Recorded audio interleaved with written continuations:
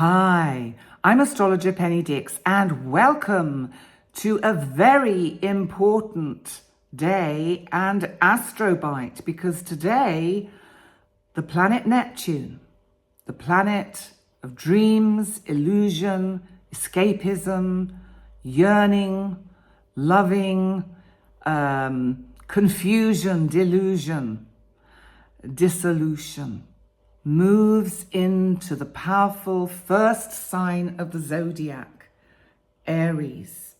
So today is Sunday, the 30th of March, 2025. And it is going to be here in Aries from 2025 to 2039. So this really is a new era of spirituality, identity, action. It's moving into Aries. It's at that 0 point. We call this the kind of the world axis. It is so powerful, so delicate. What occurs around this time, whilst Neptune is at this 0 degree point, will have far-reaching effects on the world stage and in our individual lives.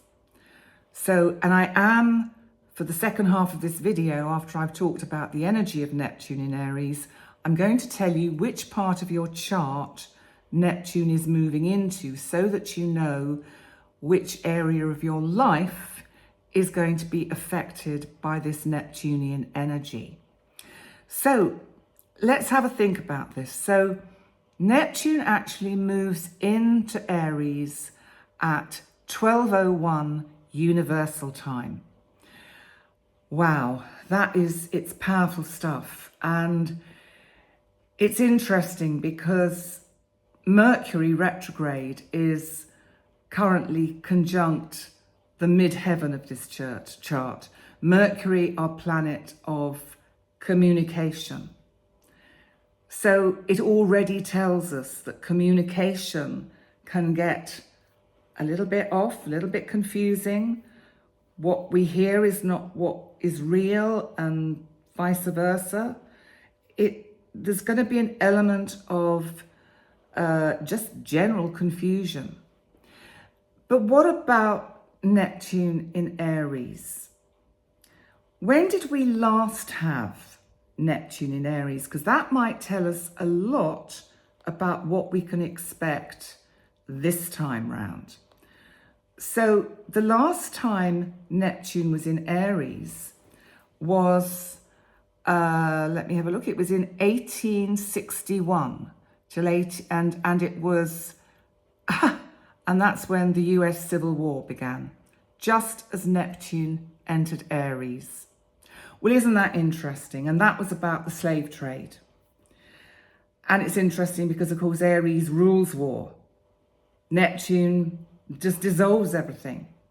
So nobody knew what was going on or where they should go or what was right, what was wrong. And I think it's interesting that the United States seem to be on the brink of a different kind of dissolution at the moment, with just some extraordinary stories that leave one gasping with just amazement.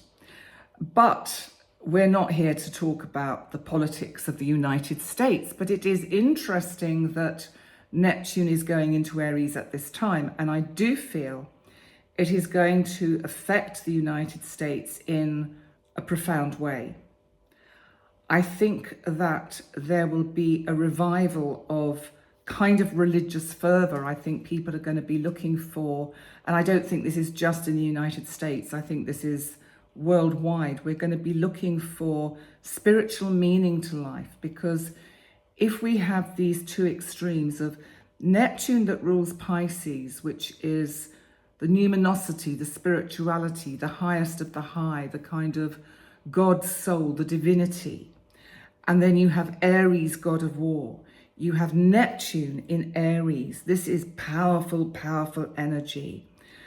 And Neptune is trying to water down, to dissolve any reasons why there should be war. So maybe it's going to be a good thing, but I don't know whether it will happen immediately. I think there will be a sense of holding on to the past, so that it will probably not be until 2026 when Neptune moves fully into Aries, because later this year it will move back into Pisces to tidy up, have a look round, say goodbye, pack his bags before he moves fully into Aries. And of course, Saturn is going to join him, excuse me, as well. So let's have a look. Let me see what happened last time Neptune was in Aries. There were spiritual revivals. And it was, I think, quite an extraordinary time with spirituality, and saw the kind of extremes of spiritual belief that one can get. There was also a sense of moving towards new frontiers. So there was they had the manifest destiny in the US, which was reflecting the pioneering spirit of the Americas and the kind of idealized future that Neptune represented, that the Americans had at that time. You know, I don't really want to get into politics, but I feel I have to just say that the current politics of the United States do have an air of that Neptune in Aries unrealism about them, kind of, so that it has the rest of the world going, what and how and really? So that's just a European's point of view, and not a criticism, an observation. So I think also, because also in a couple of months' time, we're going to get Uranus moving into Gemini for a short time before it moves in fully next year. We're going to see more of this warlike energy and rebellion and basically demonstrations, protests on the streets. I think that's going to be quite a significant part. I mean, it's interesting that in 1865, it was when Abraham Lincoln was assassinated. So there's an air of this, of, I will die for my country. So I think we may see this kind of extreme kind of martyrdom that may appear in different pockets of what's going on the planet. And politics in general are going to, I think, move into a more idealistic phase, so that there may be a sense of unreality about them, and heading or trying to attain goals that really are not going to be realistically possible.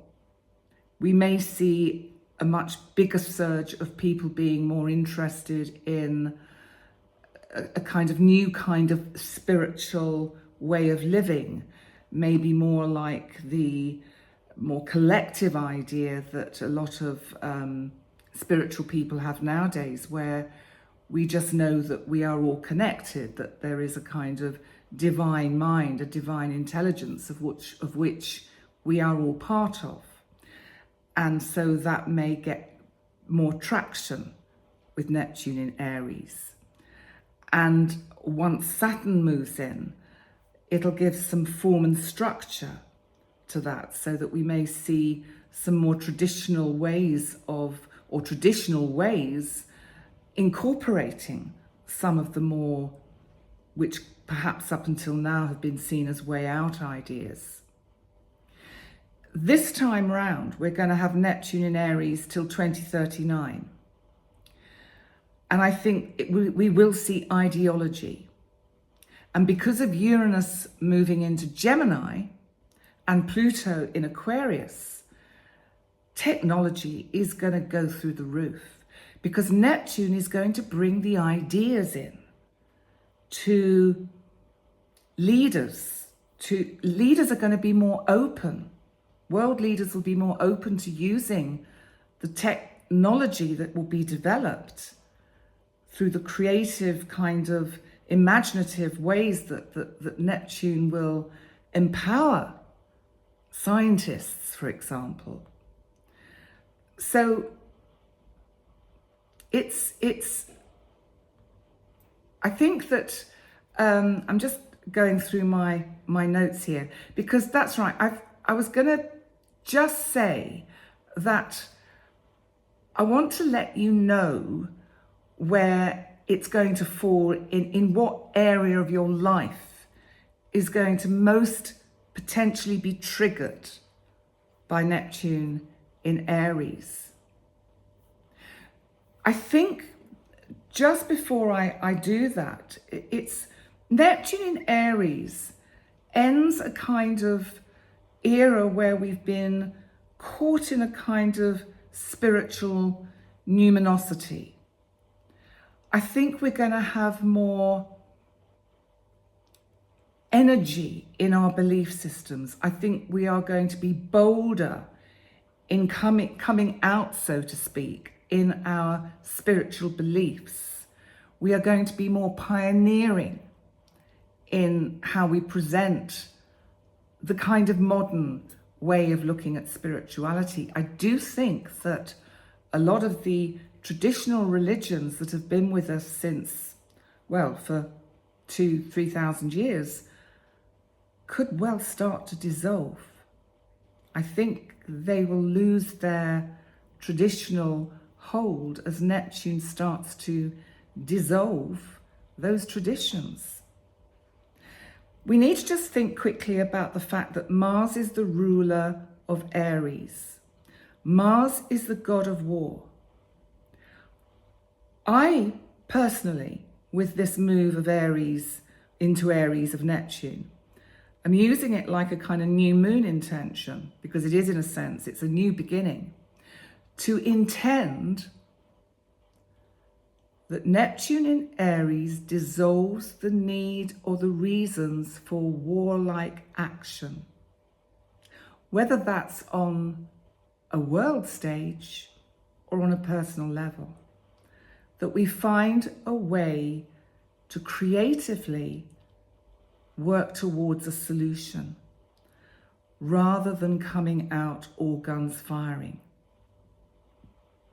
So it's about being brave.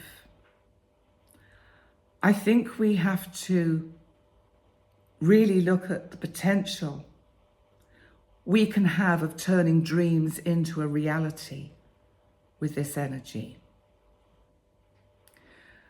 I will obviously talk about this energy a lot more as we go through the next 15 years, if I'm still here. Hopefully I will be, but who knows? It's actually, interestingly, it's in the part of my chart that kind of links in with me and my wish to relocate to the United Kingdom. And I think that once it embeds itself in that part of my chart, which will probably not be till the beginnings of next year, maybe when I actually make that move. Although I could be wrong, because Neptune doesn't necessarily make things that clear. And that's something else we have to remember. But let's have a look at how it's going to affect each zodiac sign. So remember, listen to these with regard to where your rising sign is and your sun sign. So for Aries sun and Aries rising, this is, of course, your sign. So it's your first house. So it's about your identity. I think you will be much more inspired before taking action. You will have far more scope to think kind of imaginatively. And really work hard at turning those dreams into realities. So I think we will see Aries people in general become softer, more intuitive, more imaginative, more romantic. I think it's going to bring in romantic ideals. And more, it's going to soften the hard edges that can sometimes be there with the sign of Aries. Let's look at Taurus. So for you, Taurus, of course, excuse me, it's in your 12th house. So this is really sending you within. You know, we've just had the eclipse in this part of your chart. There's a lot of inner work that still needs to be done by you, Taurus. And you may find yourself wanting to be on your own a lot more. And you may find that you actually experience kind of intuitive, mystical, and unusual spiritual experiences.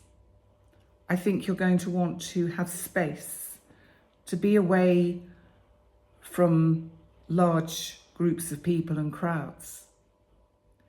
But I think it'll bring enormous growth, and it will somehow center your core self.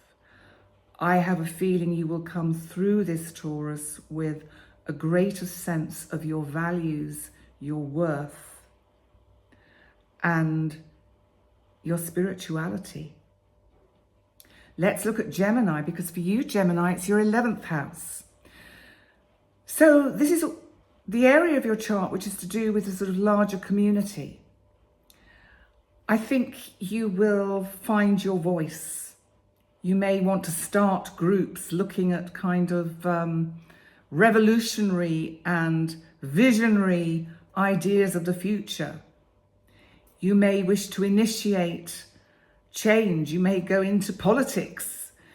You will want to do something which kind of activates change. I think that's going to be very important for you, Gemini. And the kind of people that will come into your kind of orbit will change, but in a good way. So Cancer, for you, it's your 10th house, which is your house of career, your public identity, your public persona. I think you'll be thinking deeply about the direction you want to, pursue with your career, with whatever you're passionate about. Remember, if you're retired, there's still things that you're passionate about. We don't necessarily have to be making money through what comes to us in the 10th house.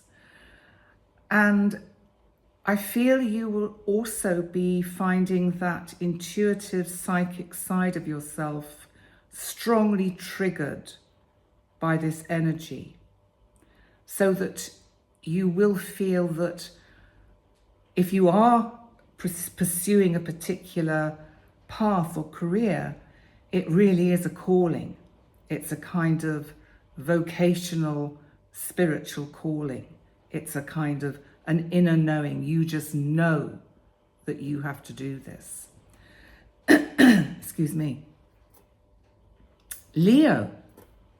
So for you, this is in your 9th house of travel, higher learning, of those higher frequencies of change, of spiritual awakening.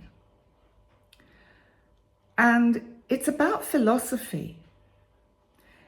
I think you will have, as I said with the solar eclipse yesterday, a huge thirst for learning more, for gaining, for expanding your knowledge, for understanding through travel as well. For literally, you may wish to really expand your knowledge by literally traveling, by going to other parts of the world that you never envisaged you would go to.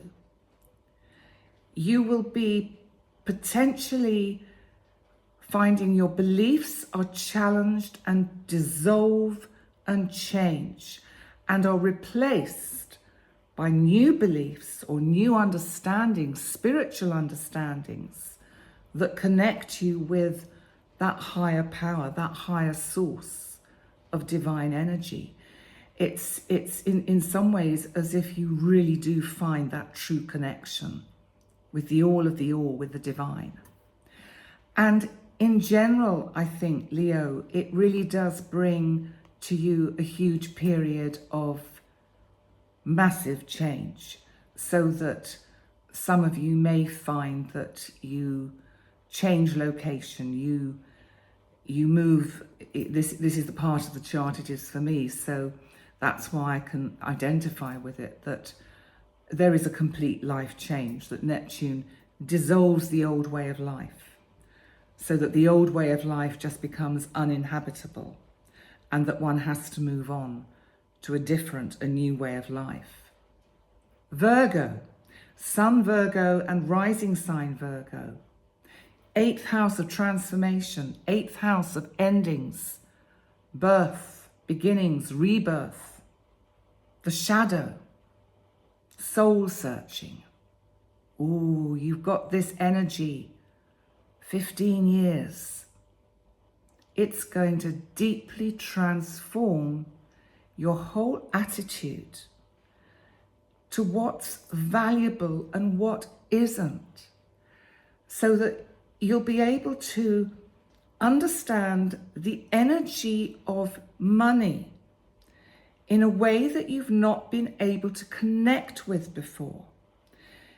The energy of the exchange of energy that takes place with coins, paper, digital currencies, whatever it is. You're going to have some insight into the true value, that it's not about counting what's mine, what's his, what's yours, what's theirs. You'll just gain a different perspective. And I think you will begin to let go and have more faith. You will find that intuitive part of you. It will empower you and transform you to trust in the things that we cannot see, feel, hear, or touch. Libra, for you, for Sun Libra and rising sign Libra, it's in your 7th house. Well, this is going to really change your relationships. It can attract someone new into your life that really feels like a soulmate. There will be more spiritual understanding in current relationships. It may be that you're at a certain point in your life where you're being more reflective and looking back on your life, and where you've not yet been able to find that kind of deep connection to the spiritual side of life. Neptune will help you. It'll help dissolve the mental constructs in your brain that have prevented you allowing the intuitive insights that you can have about relationships, about love, about harmony and balance. So I think it's actually going to be, I think one of the things actually you have to be careful of, because I'm remembering now when Neptune went through my 7th house, sometimes when we meet people under this influence, we don't see them clearly. We can be taken in. We can think that someone is a really great person, and they may well be, but they may also be good at hoodwinking us, at pulling the shades down, not letting us see who they truly are. So I think be mindful, especially if you're younger, and, well, even if you're older, and you're embarking on a new relationship with Neptune here, that you don't allow yourself to be taken in. Try and keep grounded and really work hard at knowing who you're dealing with. Because sometimes people we meet under this influence are not all that they seem. Let's look at Scorpio. Scorpio, it's in your 6th house, which of course is your day-to-day routine, your health routines. This is going to be how you bring that soul and mind part and body part. Sounds terrible, body part. Your body, your physicality, your psychic awareness, your psychology, how you can melt these different aspects of yourself together so that it's not all, I'm doing sport today, I'm playing football, or I'm playing rugby, or I'm playing tennis, or whatever.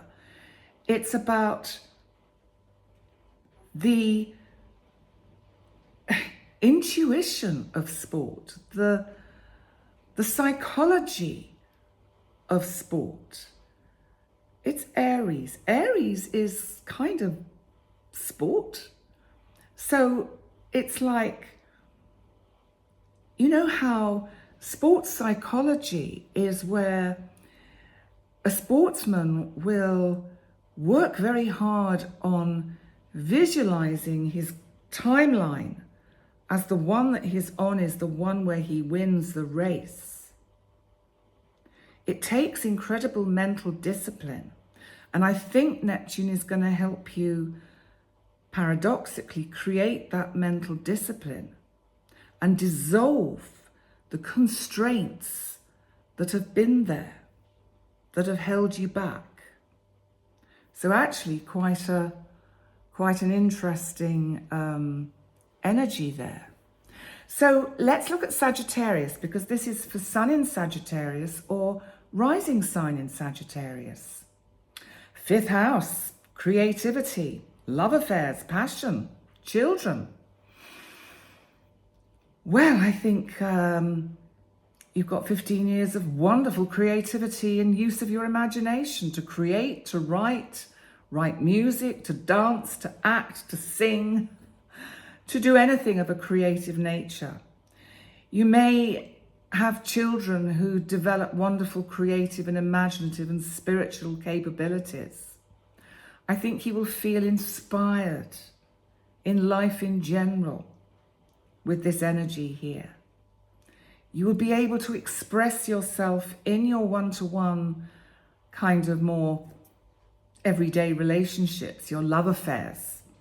Sounds like everybody has love affairs all over the place. I don't know about anyone else. Well, maybe one or two. But you'll feel that your self-expression is much more readily to the fore for you to express in a confident and very creative and imaginative way.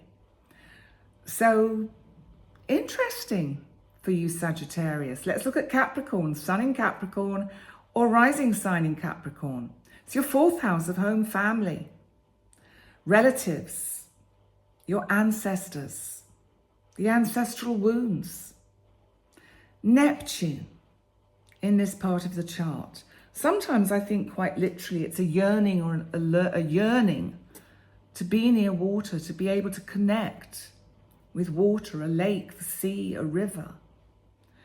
If you can't do that, have a water feature in your home. Even if it's just a little kind of pot that has a little pump in it that makes a little fountain, and you have a few little plants. That's the kind of energy that Neptune likes in the 4th house. I think this energy here will help you explore karmic wounds and help dissolve some of the pain and trauma, not just of family wounds in this life, or the wounds that you have with friends who have been like family in this life. It'll help dissolve some of that energy and constraint to allow a natural kind of ancestral healing to come in, so that you can heal a whole timeline of karma. Let's look at Aquarius, because Aquarius, this of course is your third house. So Aquarius, this is for Sun in Aquarius or rising sign in Aquarius. It's about communication, your local community, how you learn, how you relate on social media, how you interact with your neighbors, your thoughts, your ideas. Your intuition is going to be triggered with this energy, so that you're going to be far more, or you're going to find you're going to use your intuition far more than you have perhaps in the past.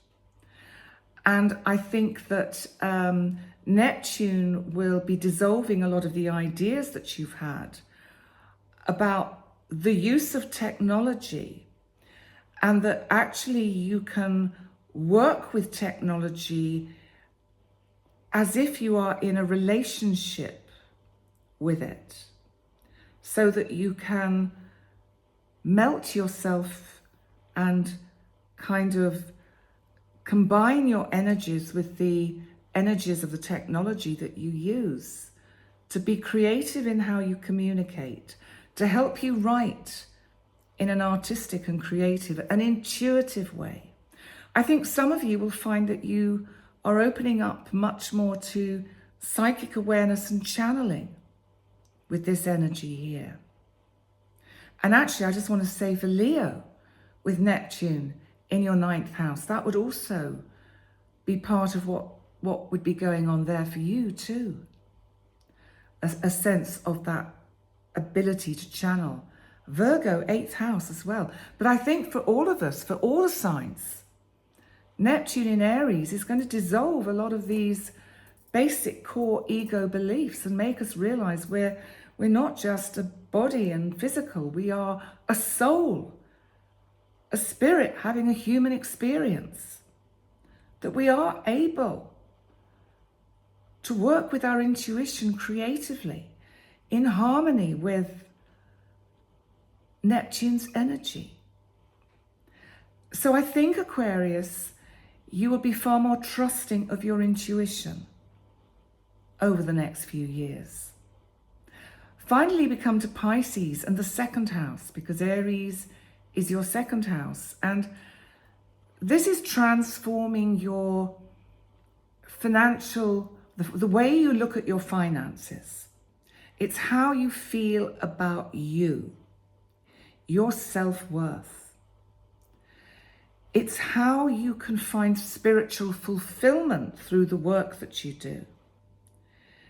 Because for you, especially Pisces, because Neptune is your ruler, if you cannot find a way to accrue your income with a spiritual edge to it, it will kind of starve your soul and your spirit.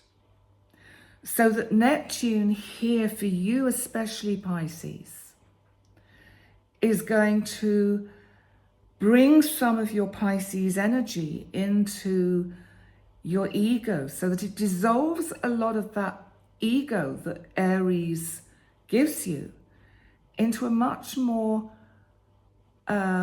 manageable and amenable energy, so that you'll find that you can connect energetically much better with other like-minded people, and people that are not like-minded, but they may become like-minded through what you show them.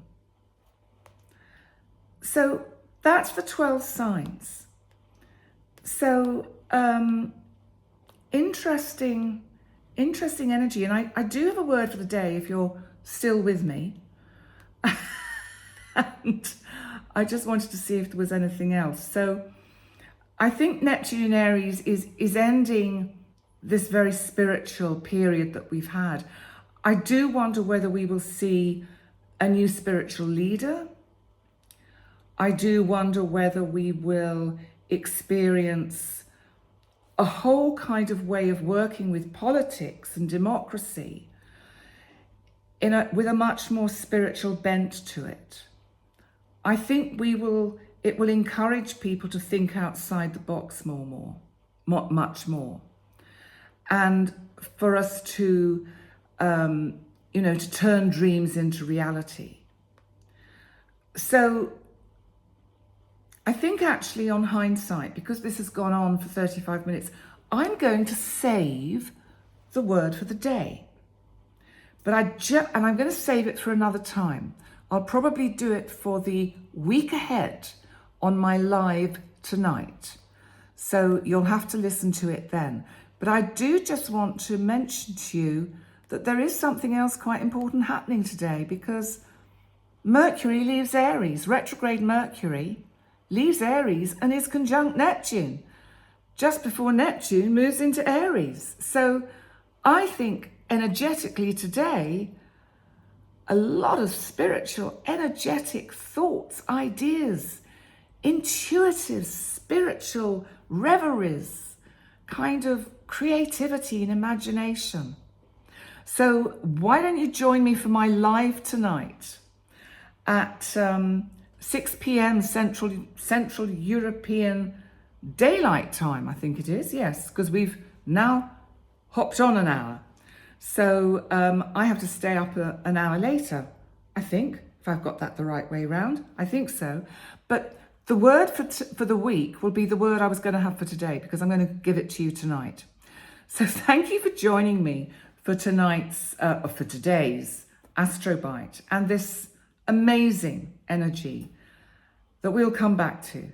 Neptune in Aries. Remember, none of us in our lifetimes have experienced Neptune in Aries. So it's cool. It's a big deal. Please remember to like, comment, and subscribe. And if you would like to have a one-to-one with me, then go to my website, pennydix.com, and email me on penny@pennydix.com, and we will try and sort out a suitable time that suits both our respective time zones. And I'll read your chart for you and the transits and help you with whatever issues are coming up for you. So on that note, happy Neptune in Aries Day. Take care. I look forward to seeing you again later. See you soon. Bye for now. Bye.